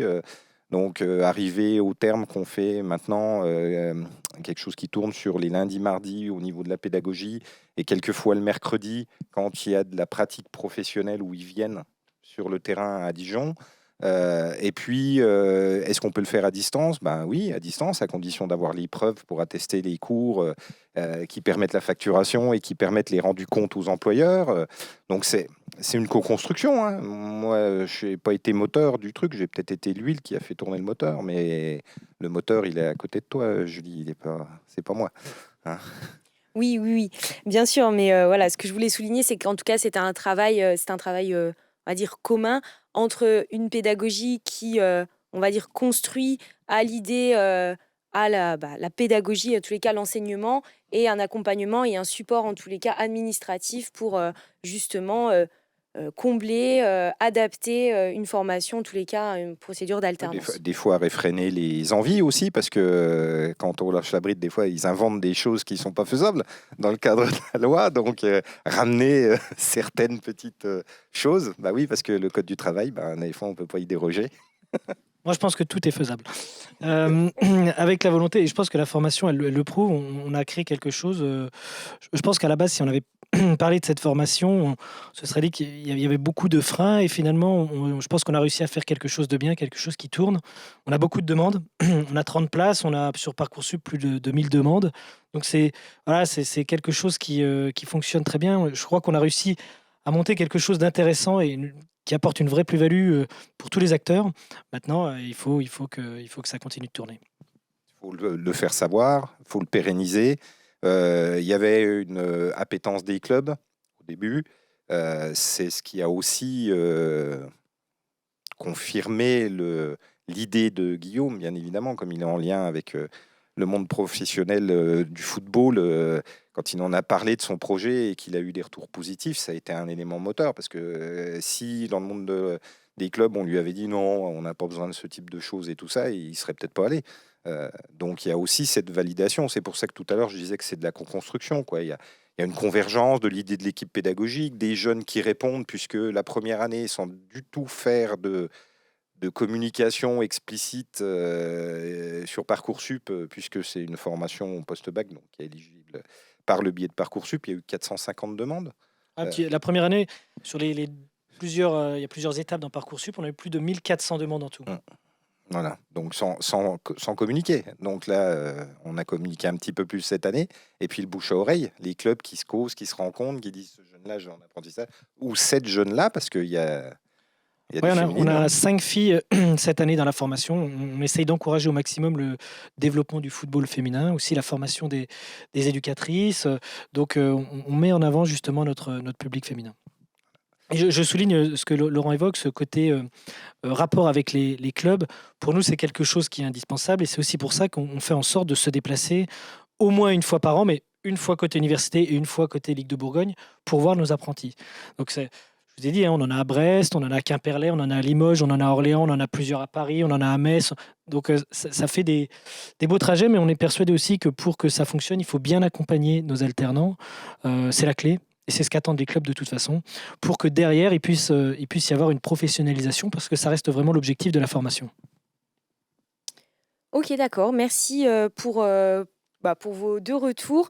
Du coup, peut-être moi une question qui me vient comme ça à l'idée en vous écoutant, et peut-être une inquiétude de responsable pédagogique ou d'enseignant à se lancer dans l'alternance, c'est peut-être le fait de ne pas trouver d'entreprise prenant, par exemple, allant prendre des alternants. Est-ce que vous, la question s'est posée? Est-ce que vous vous êtes dit, je vais ouvrir à l'alternance et j'ai peur de ne pas rencontrer de club ou d'entreprise en face prenant des jeunes? Alors, c'est une des grosses problématiques finalement de ce genre de formation. C'est-à-dire qu'on ne peut fonctionner que à la condition d'avoir un certain nombre d'alternants, d'autant plus que nous sommes autofinancés. Donc, quand on a fait les calculs avec Laurent, on savait qu'il nous fallait au moins X alternants pour déjà pouvoir payer la formation et que ça tourne. Ensuite, pour que ça soit viable aussi, nous, puisqu'il y a de la pédagogie sur le terrain, il fallait qu'il y en ait encore un petit peu plus de toute façon, pour que lorsqu'ils prennent des séances en main et que finalement ils sont sur le terrain, ça puisse vraiment être intéressant. Donc c'est quelque chose qui était finalement au cœur de mes problématiques, c'est comment les clubs vont recevoir un petit peu cette nouvelle formation et est-ce que ça va les intéresser. Alors, on a bien sûr profité de la conjoncture avec ce qui est mis en place par rapport à l'apprentissage, et on espère que ça va continuer. Mais derrière, c'est le contact avec les clubs qui compte, hein. C'est aller échanger. Je ne vous cache pas qu'aujourd'hui, Parcoursup a terminé le 29. Je reçois je sais pas, une soixantaine de mails par jour de présidents de clubs ou des appels qui veulent des renseignements sur les financements sur la première année, sur la deuxième année, sur est-ce qu'il y a des aides particulières, etc. Donc, on est là pour les rassurer, on essaie de faire connaître ce qui se fait, et on a mis en place aussi à l'intérieur de la formation des cours, des unités d'enseignement même, qui doivent amener nos apprentis à être capables, alors je dis un petit peu vulgairement, de mettre en place des actions pour faire rentrer de l'argent dans les clubs. Avec l'idée que nos alternants dans les clubs, s'ils sont capables de faire rentrer, j'en sais rien moi, 4 000, 5 000, 10 000, 15 000 euros dans le club sur une année, bah, ils sont capables de financer une partie de leur salaire. Et si sur 2 ans, on arrive à suffisamment les former et les faire monter en compétences pour être capable de faire rentrer des financements dans les associations, peut-être qu'au bout des 2 ans, s'ils se sont rendus indispensables et qu'en plus ils sont capables de faire rentrer de l'argent dans les caisses du club, eh ben, ils sont capables de dire, voilà, moi aujourd'hui j'ai fini mon Dust, je peux être embauché dans la structure parce que quand je suis là, bah, je fais rentrer telle somme, ce qui peut financer mon salaire. Et en plus, bah, j'ai beaucoup d'autres missions qui me permettent de développer le club, d'entraîner telle ou telle catégorie, etc. Donc, bien entendu, c'est une difficulté. Bien entendu, il faut être présent sur le terrain avec les associations, les structures, les présidents pour rassurer. Et puis, bah, nous, on a joué sur la carte. Finalement, on forme aussi nos étudiants pour qu'ils soient capables d'autofinancer leur salaire pour que ça puisse fonctionner. Ok. En sachant que Guillaume, au mois de mai l'année dernière, avait des angoisses en disant on n'ouvrira pas. Et puis au mois de juillet, j'en ai trop. Comment je fais? J'en ai trop. Et C'est une particularité qu'on a sur cette formation, parce que pour avoir échangé avec Parcoursup, on est la seule formation qui est obligée de refuser finalement des apprentis. Voilà, on a un nombre de places limité, sinon on ne peut pas bien fonctionner. Et contrairement aux autres formations uniquement en apprentissage, nous on a un problème de riche pour l'instant, en tout cas, je touche du bois. On a un problème de riche pour l'instant, c'est que on a beaucoup de demandes. On espère que ça va continuer pour que notre formation continue de vivre. Il faut que ça continue. En tout cas, on essaie de faire ce qu'il faut au quotidien pour que ce soit le cas. Et paradoxalement, moi, je m'attendais à ce qu'on ait des clubs réputés qui prennent le pas, voire des clubs pro et ainsi de suite. Et on a beaucoup de petites associations, de petits clubs qui sont présents et qui ont vu là une opportunité de former un jeune qui des fois était un licencié du club. Et donc, on a vraiment une volonté de co-construction du club et du jeune, donc de l'employeur et du jeune, dans une logique qui sera sûrement une logique pérenne, si tous les indicateurs le permettent. Oui, tout à fait. Grâce, encore une fois, à ce qui est mis en place sur l'apprentissage, bah, même un petit club, il peut se permettre, on en est persuadé, d'avoir un apprenti sur 2 ans. Donc ça, c'est une grosse plus-value, je crois. Ça permet effectivement même au petit club de se développer. Souvent, les candidats me contactent en me disant, voilà, il n'y a pas de club professionnel qui veulent me prendre. Mais la marge de manœuvre pour un jeune de DEUS dans un club professionnel, elle est très peu importante. Moi, j'ai tendance à leur dire, mais il n'y a pas besoin d'être dans un club professionnel. Au contraire, un petit club, il y a plein de choses à mettre en place. Il y a plein de choses à développer. Et finalement, c'est presque mieux.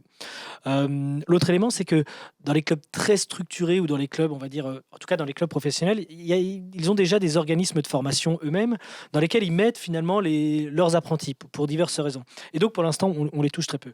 Mais à titre d'exemple, on travaille avec le FCMS. Même si c'est le FCMS féminin. On travaille ici avec le club de Brest, même si c'est le club de Brest au féminin. Mais en tout cas, si il y a une sensibilité particulière qui peut être touchée vers le football féminin via les joueuses de D1 ou de D2, nous, on est tout à fait pour. Hein. C'est quelque chose qui nous semble intéressant. Mais on est ouvert à travailler avec tous les clubs, toutes les tailles de structure. Il n'y a vraiment aucun problème par rapport à ça. C'est vrai que c'est typiquement une formation qui répond à un besoin. Depuis 5 ans, il y a eu une crise des structures associatives et c'est aussi un très grand intérêt. On ne saurait peut-être pas qu'il y a autant de besoins à pourvoir dans le secteur associatif pour des clubs qui souvent peut-être étaient en carence d'encadrement, qui fonctionnaient beaucoup sur le bénévolat et qui, pour ne plus être dépendants de subventions, même si encore une fois la pandémie a été une illustration qu'il fallait trouver d'autres sources de financement pour ne pas être dépendant de subventions, aller trouver du mécénat, aller trouver justement d'autres formes de revenus. Pourquoi pas proposer aussi des prestations? Il leur faut des collaborateurs jeunes qui puissent prendre le relais des équipes qui, à un moment, doivent se détacher des clubs. Et il faut pouvoir proposer comme ça des nouvelles compétences que vous apportez avec votre formation. C'est vraiment une belle illustration. Oui, tout à fait. On est sur ce que vous évoquez, le sponsoring, le mécénat, mais aussi améliorer finalement ce qui est déjà dans les clubs. Je donne un exemple tout bête. Le calendrier du club, tous les clubs ont aujourd'hui un calendrier, nous, on travaille avec nos apprentis pour qu'ils améliorent finalement l'offre au travers de ce simple calendrier. Et alors ça paraît rien du tout, mais ça permet rapidement de faire rentrer 1000, 2000, 3000 euros en plus dans la structure avec finalement une action sur l'année. Si c'est bien coordonné, si c'est réfléchi un petit peu plus intelligemment, parce qu'on a quelqu'un qui est à disposition et qui a du temps pour le faire, les rentrées d'argent dans le club, elles sont tout de suite plus importantes. Et ça paraît rien, 3000 euros, c'est bien plus d'un mois de salaire d'un apprenti. Sur une action, il a déjà permis au club de faire rentrer plus d'un mois de son salaire. Eh bien, merci pour vos échanges. Du coup, moi, ce que j'aimerais aussi vous poser comme question, c'est, même si on n'aime pas voir le côté à moitié vide, mais quand même, il faut quand même le souligner. Quelles difficultés, si difficultés il y a eu, vous avez rencontrées pour justement déployer l'alternance sur votre formation? Est-ce qu'il y en a? Et si oui, lesquelles? Ça a très bien marché pour nous parce qu'on est peut-être on est dans un domaine, le football, où le football, c'est à part. Aujourd'hui, dans notre société, dans le monde du sport, le football, c'est à part parce qu'il y a un club dans tous les petits villages, parce que je mets au défi qui que ce soit de dire qu'il a jamais tapé dans un ballon de football ou jamais regardé un match de football. Tout le monde sait qui est Ronaldo, mais bref, le football est complètement à part. Donc, la vraie difficulté qu'on aurait pu avoir, c'est de ne pas trouver finalement, c'est que nos apprentis, nos candidats ne trouvent pas de structure. Aujourd'hui, on n'a pas cette difficulté. Je crois que ça aurait pu être vraiment la difficulté à mettre en place cette formation en alternance, mais c'est pas le cas. Donc, on est tranquille. La deuxième difficulté qu'on aurait pu avoir, c'est la distance. C'est-à-dire que on a des apprentis, je vous ai dit, qui sont à Brest. Si on n'est pas hyper bien organisé avec le distanciel, c'est le bazar et c'est infaisable. Donc, ça, il faut que ce soit calé. Et ensuite, c'est une très bonne coordination sur les emplois du temps, encore une fois, pour que quand ils viennent en structure ici à l'UFR STAPS, les cours soient organisés pour... On n'a pas de temps à perdre. Donc ça aussi, c'est un problème avec l'alternance. Quand ils viennent ici, il faut s'organiser pour qu'il n'y ait pas de temps perdu, qu'il y ait un maximum de cours, que ça soit calé, bien organisé. Ça me semble la priorité. Et la dernière des choses, c'est dans le suivi des alternants. Je crois que là, on doit tous progresser. Et nous encore, on a mis des choses en place cette année, mais le suivi des alternants, c'est pour moi la priorité pour que ça fonctionne. C'est-à-dire des échanges avec le président régulier, des échanges avec le tuteur de la structure régulièrement, et des échanges aussi très réguliers avec l'apprenti pour que, au moindre problème, on puisse être présent, on puisse pas être médiateur, mais on puisse en tout cas essayer de faire en sorte de mettre de l'huile dans les rouages de manière à ce que l'apprentissage se passe le mieux possible. S'il n'y a pas ce suivi, finalement, de notre part et dans la structure, c'est laisser un jeune dans une structure, pas à l'abandon, mais un petit peu trop en autonomie, et pour l'instant, c'est difficile. Donc ce suivi, il est indispensable. Et toi qui es responsable d'une autre filière, d'une autre formation, puisque tu es responsable de la L3 Sciences de l'éducation, si je me rappelle bien. Éducation et motricité, donc la filière qui mène au Master MEF EPS. Tu as quand même dû avoir des questionnements sur la posture que tu allais prendre en tant que responsable pédagogique du nouveau DUST par rapport à ta pratique de ce que tu avais sur l'ancienne formation. C'est-à-dire sur celle que tu mènes depuis plusieurs années, tu as une façon de travailler. Et tu as eu, je pense, une réflexion en amont pour qu'est-ce qu'il allait falloir que tu aménages, que tu mettes en place. Peut-être des angoisses sur le fait d'avoir des apprentis avec des clubs en relation avec toi. C'est sûr que c'est complètement différent. Je suis bien d'accord. Mais ce côté, parce que je suis aussi du milieu du football, c'est quelque chose qui m'a pas spécialement fait peur. Le contact avec les structures, c'est quelque chose qui m'effraie pas et qui, je pense, je fais assez bien. Le contact avec les apprentis qui est différent de celui avec les étudiants, on va dire peut-être classiques, aussi, ça se fait plutôt bien, non? Moi, j'ai pas trop eu de difficultés par rapport à ça. Ok, très bien. Du coup, je vais peut-être reprendre la question que nous avions eue plus tôt dans le chat qui nous parlait justement de l'hybridation. Et donc, du coup, vous nous en avez parlé très rapidement, que vous proposiez un parcours et présentiel et distanciel à vos étudiants. Vous pouvez nous en dire quelques mots, nous donner plus d'informations sur justement cette exigence, ce cadrage, justement pour bien combiner les deux et qu'il n'y ait pas trop de ratés? Ouais. Alors ça reste effectivement quelque chose qui demande une vraie organisation.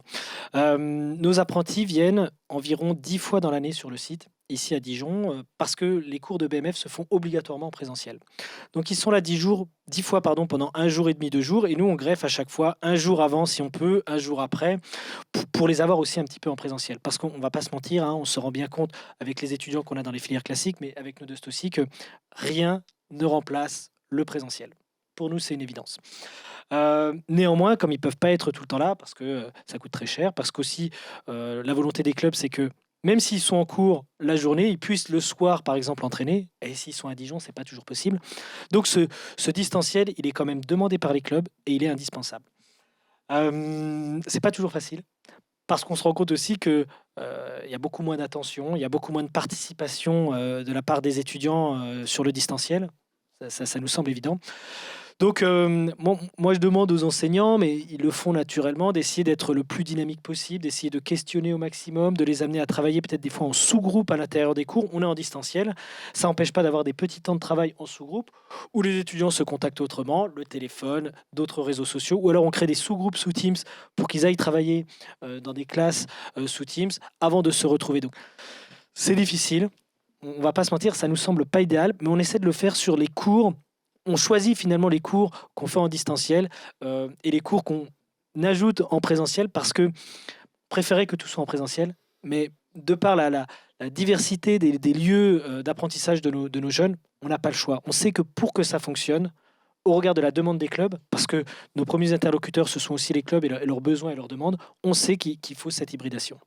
Mais à l'UFR STAPS, on a la chance d'être bien doté pour justement mettre en place cette hybridation. Et là, c'est merci aux équipes de l'UFR qui font en sorte qu'on ait le matériel nécessaire pour que ça puisse fonctionner.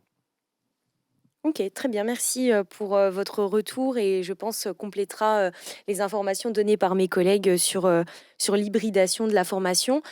Céline, justement, j'en profite. Avons-nous des questions sur le chat? Non, aucune question pour le moment sur le chat. Ok, très bien.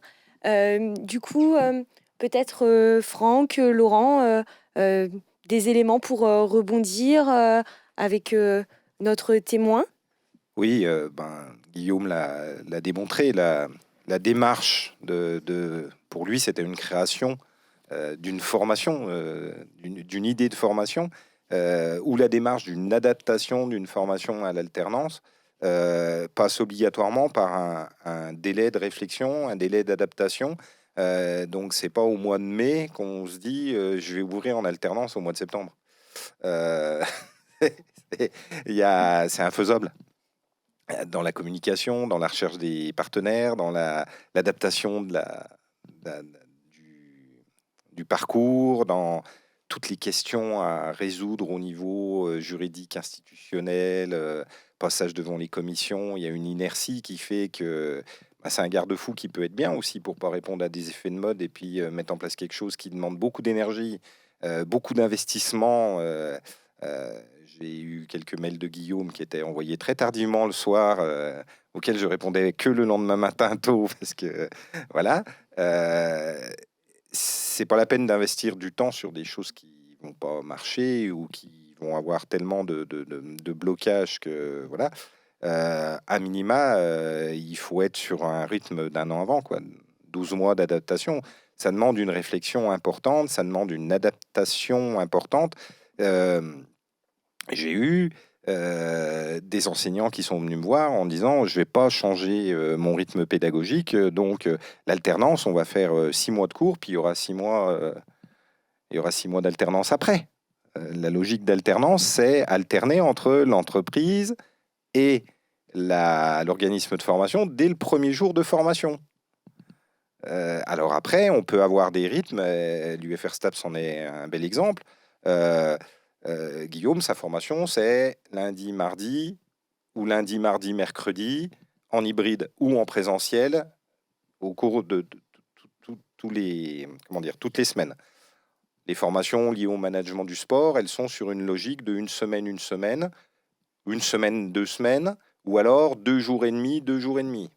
Quand on est plus dans le relationnel avec les structures commerciales, faire 2 jours et demi de cours lundi, mardi, mercredi matin, et puis qu'ils soient dans le magasin mercredi après-midi, jeudi, vendredi, samedi, c'est plus logique, quoi. Voilà. On a des alternances où ils sont 15 jours en présentiel et 3 semaines en entreprise. On a aussi une formation, mais parce que la structure de la formation le permet, dans le cadre de la licence entraînement du sport, l'UFR STAPS ayant obligatoirement banalisé son mercredi après-midi, son jeudi après-midi, les jeunes sont en alternance au cours de la semaine. Il y a obligatoirement 1 journée et demie de libre mis à disposition du club qui tombe quand les jeunes peuvent encadrer des jeunes en éducation, et on a des jeunes qui sont embauchés dans des clubs de natation, et eux, leur contrat de travail, ils le commencent à 6h du matin parce qu'ils font l'encadrement de 6h à 8h. Et puis après, ils sont là à 8h30 à l'UFR STAPS pour avoir leur cours, et ils repartent nager ou en encadrement après. Et donc, on a tous ces types d'organisation d'alternance, avec, selon la volumétrie, une mise à disposition de l'employeur totale à partir de fin janvier. Il n'y a plus de cours et ainsi de suite. Mais on a eu une alternance tout au long de l'année, avec pas non plus 6 mois où le jeune il est tout seul, et puis la dernière fois où on le revoit, c'est pour la soutenance de son mémoire. Il y a des points prévus à intervalles réguliers dans la filière management du sport, par exemple, c'est les lundis qui sont banalisés 1 fois par mois, où les jeunes reviennent, font le point sur leur mémoire, et il y a un accompagnement. Voilà. Donc, c'est de l'ingénierie pédagogique, ça demande aux équipes de s'adapter, d'adapter de nouvelles pratiques, il y a de nouvelles obligations, il y a des secteurs qui le permettent plus facilement que d'autres, mais j'aurais tendance à penser qu'il n'y a pas des secteurs, par exemple, comme le secteur industriel ou le secteur marchand, où c'est plus facile de développer de l'alternance que, je sais pas moi, en fac de langue ou en fac de lettres, où on pourrait se dire, fac de lettres, un alternant. Si, il y a aussi possibilité de développer d'alternance dans des secteurs qu'on n'envisagerait pas obligatoirement d'instinct être des secteurs d'employabilité, quoi. À STAPS, par exemple, il y a une filière sur l'activité physique adaptée à la santé. Quand j'en parlais avec les enseignants, ils me disaient oui, mais on travaille avec les EHPAD, les moyens financiers des EHPAD, c'est pas évident, et ainsi de suite.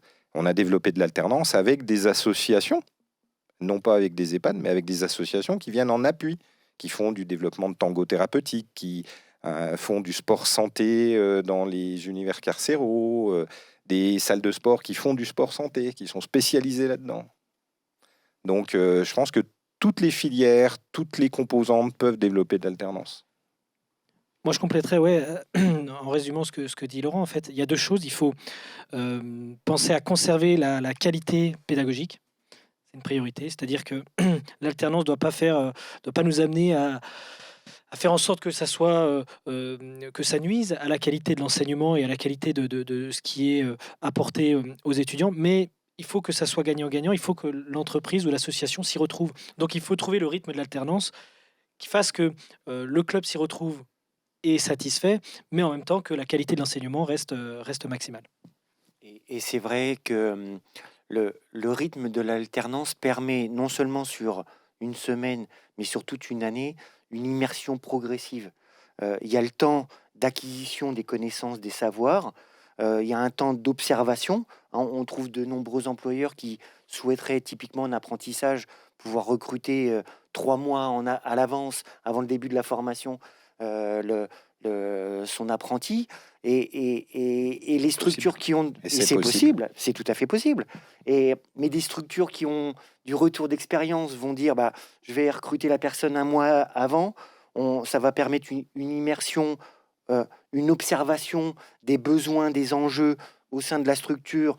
Et puis, au fur et à mesure de l'acquisition des savoirs et des compétences, on va avoir des retours qui vont être de plus en plus qualitatifs, avec une immersion renforcée au cours de l'année. En général, c'est à partir de fin février, mars, avril. On a l'alternant qui est en immersion quasi complète, avec des journées proposées pour faire des retours de besoins et retours de pratiques professionnelles. Et c'est ça qui rend vraiment la formation dans toute son ampleur qualitative et à la fois au bénéfice pour l'employeur, mais également pour l'équipe et pour l'alternant. Oui, c'est vraiment une logique où il faut qu'on soit dans un état d'esprit gagnant-gagnant. C'est que toutes les parties prenantes doivent y trouver un intérêt positif. Ah, tout à fait. Hein, c'est très compréhensible typiquement dans le monde du sport et le football. On imagine bien que la majorité des matchs se déroulent le week-end. Il faut bien que l'apprenti soit disponible aussi pour son employeur pour pouvoir organiser, gérer la vie du club, non seulement sur la semaine, mais également sur le week-end. C'est quelque chose qu'on retrouve, moi je vois ça sur les secteurs des sciences de l'information et de la communication, quand il faut organiser des événementiels ou quand il faut, pour des spécialistes de la création numérique et du journalisme par exemple, il faut que l'alternant puisse être disponible les week-ends pour pouvoir faire remonter les informations qui se passent sur le territoire, non seulement en semaine, mais également... Et donc ça, ce sont souvent les enjeux et les impératifs d'une convention collective signée au sein d'une branche professionnelle. Et c'est là où les équipes pédagogiques s'adaptent aux besoins et aux impératifs et qui sont tout de suite intégrés dans les maquettes. Donc ça, c'est quelque chose qu'on ne voit pas, mais on va des fois conseiller l'entreprise ou l'équipe de dire peut-être que l'organisation jusqu'à aujourd'hui était peut-être des enseignements mercredi, jeudi, vendredi, mais pour répondre aux enjeux des entreprises, et on le voit depuis, encore une fois, la pandémie, le télétravail, vous avez des équipes dans des entreprises qui s'organisent en posant obligatoirement des jours à l'avance de télétravail qui vont être le mercredi, le vendredi. Donc, proposer à ce que l'alternance soit dans l'entreprise le vendredi quand toute l'équipe est en télétravail, c'est pas pertinent. Et donc, on voit dans certains cas, si nécessaire et si c'est judicieux et si c'est bon pour tout le monde, la formation va s'adapter à proposer des enseignements plutôt sur la fin de semaine pour permettre à la structure d'avoir son activité pleine et entière. Ok, merci pour toutes vos informations. Donc, on a bien vu surtout l'UFR STAPS de manière globale avec donc les formations proposées, donc le témoignage de Monsieur Perroniel pour le diplôme DUST métier du foot. Et je vous remercie encore d'être venu échanger avec nous ce matin. Et du coup, peut-être pour compléter, puisque nous avons eu donc la filière STAPS, c'est que l'alternance est disponible par toutes les composantes de l'université. Peut-être, Franck, peux-tu déjà nous présenter la composante avec laquelle tu travailles au quotidien et peut-être justement nous parler un peu d'alternance, qu'est-ce qui se passe dans la composante avec laquelle tu travailles en matière d'alternance pour compléter et informer également les auditeurs de l'offre de formation disponible? Alors, c'est vrai que je travaille sur les secteurs qui développent les capacités d'intelligence, les sciences humaines et sociales, les lettres, les philosophies, les sciences de l'information, de la communication et une particularité avec l'école d'ingénieurs ESIREM qui prépare des cycles d'ingénieurs sur les nouveaux matériaux et les adaptations des équipes de production sur le travail sur un matériau, typiquement les métaux, le bois, et à travailler sur des changements, par exemple pour travailler sur de la céramique ou des nouvelles formes de plastique, développement informatique, jusqu'à l'intelligence artificielle, où on va intégrer à la fois des apprentissages, du développement, de la programmation, comment on fait fonctionner un robot, mais comment aussi on permet à une équipe d'êtres humains qui a eu des habitudes de fonctionnement et de comportement avec des pratiques métiers, comment elle peut s'adapter et comment on peut adapter cet environnement de production à l'intégration d'un environnement robotique qui peut être un bras robot ou une chaîne de robotique. Et donc, il y a de l'apprentissage, non seulement pour que le robot soit performant, mais pour que le reste de l'équipe ne se sente pas dépossédés, dépourvus. Et donc là, c'est ce qu'on retrouve très naturellement dans l'ensemble des sciences humaines et sociales, sur je pense au département de la psychologie. Il y a des formations pour les professionnels mises à jour pour travailler sur des notions qui ont encore une fois été impactées avec les enjeux de la pandémie, des besoins d'être en synchronisation avec nos valeurs personnelles, de redonner du sens à notre métier. Et donc, on reçoit des milliers de candidats qui veulent donner un nouveau sens, aller dans l'action sociale, travailler sur l'humain, intégrer de la bienveillance. Donc, on a des masters humanité, médicale, environnementale, adaptés aux professionnels de la santé, des cadres de santé. Je pense à des formations, des diplômes universitaires d'hypnose médicale et clinique, d'hypnothérapie, comment on peut intégrer les psychotraumatismes quand on est confronté à de la violence individuelle ou les problématiques du vieillissement des populations, de l'isolement à la fois des publics, des bénéficiaires de pratiques, mais également des professionnels. Je pense à des formations pour l'administration pénitentiaire, permettre d'intégrer également une écoute, et éviter un isolement des professionnels, mais comment pouvoir déployer une approche qualitative qui donne du sens et qui permet aussi aux professionnels d'évoluer sereinement dans leur secteur d'activité. Et là, c'est ce qu'on retrouve dans l'ensemble des secteurs, autant en archivistique, en préservation du patrimoine, en formation du français comme langue étrangère, ou comment on va enseigner le français dans un autre pays, ou auprès de personnes migrantes venues sur le sol français.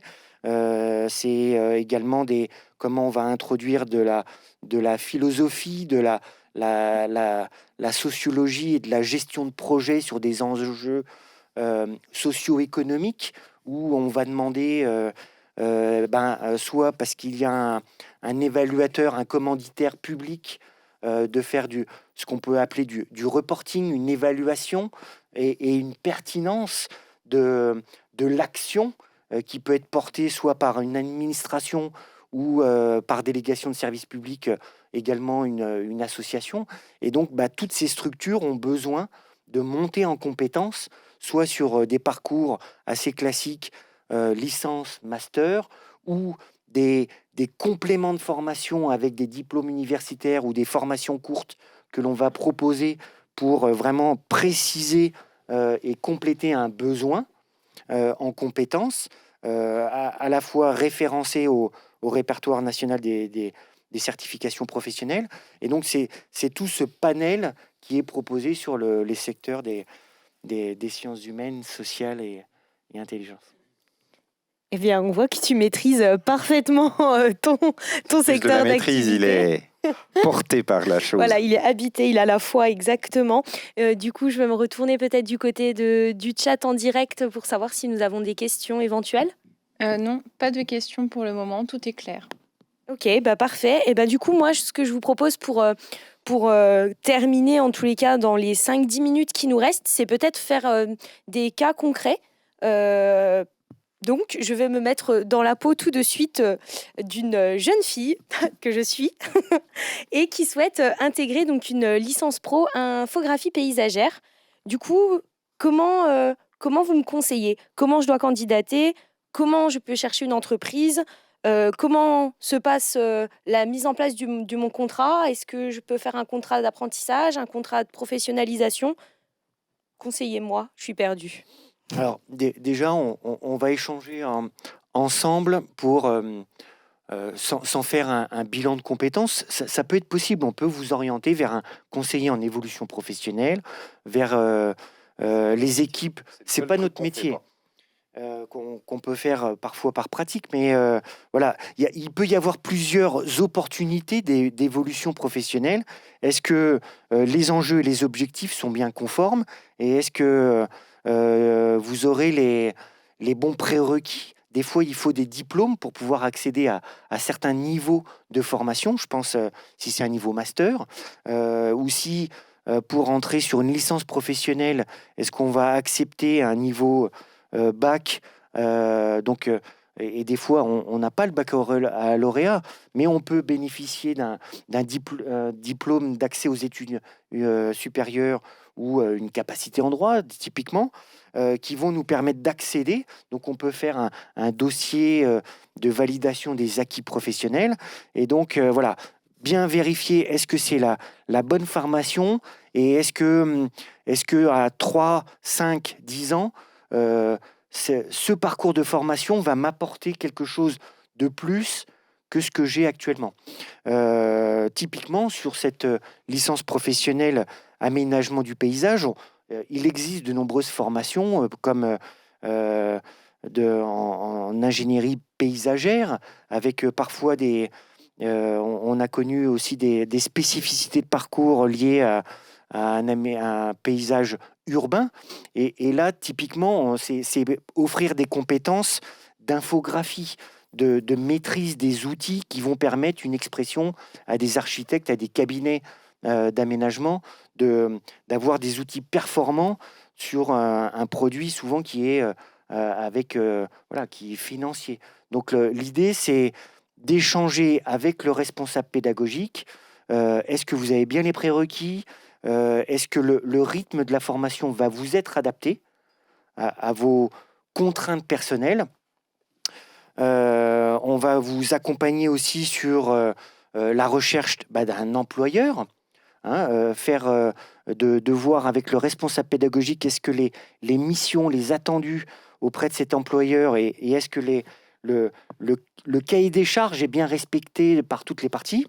À partir de là, on va transmettre un calendrier, un devis, un programme de la formation avec un volume horaire, le contrat type, et échanger avec cet employeur si le contrat, peut-être que la forme contractuelle n'était pas la plus adaptée. Après, on va surtout aussi accompagner dans le dépôt d'un dossier de candidature, puisque c'est quand même la validation et l'objectif d'admission dans la formation, c'est un des premiers enjeux.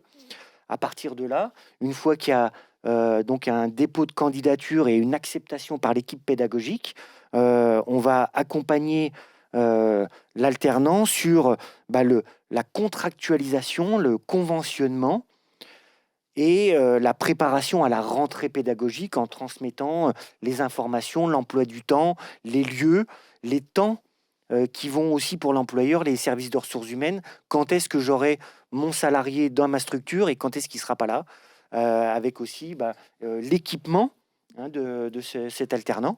Donc, c'est tout ce qui va permettre d'intégrer très sereinement la formation. Ok, très bien. Eh bien, merci. C'est très clair. Je suis renseignée. Je vais donc pouvoir dès à présent candidater en licence pro info paysagère. Je vous remercie pour ces conseils et pour cette information. Du coup, on va clôturer cette première émission. Donc déjà en remerciant notre témoin, que je remercie encore, donc Guillaume Perroniel, enseignant à l'UFR STAPS, qui est donc venu témoigner sur la création d'une formation en alternance.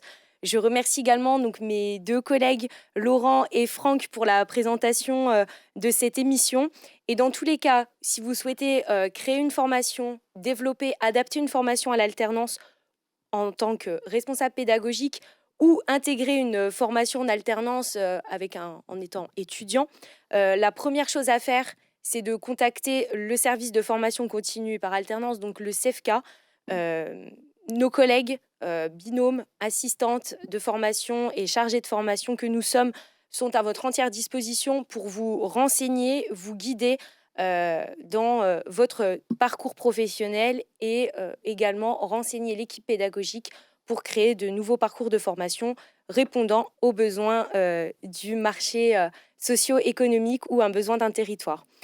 On va mettre en place la prochaine émission. Donc, nous allons faire une petite pause et on se retrouve donc à 11h pour le prochain thème qui sera sur la validation des acquis de l'expérience. Et donc, je vous remercie encore et à tout de suite. Merci à vous.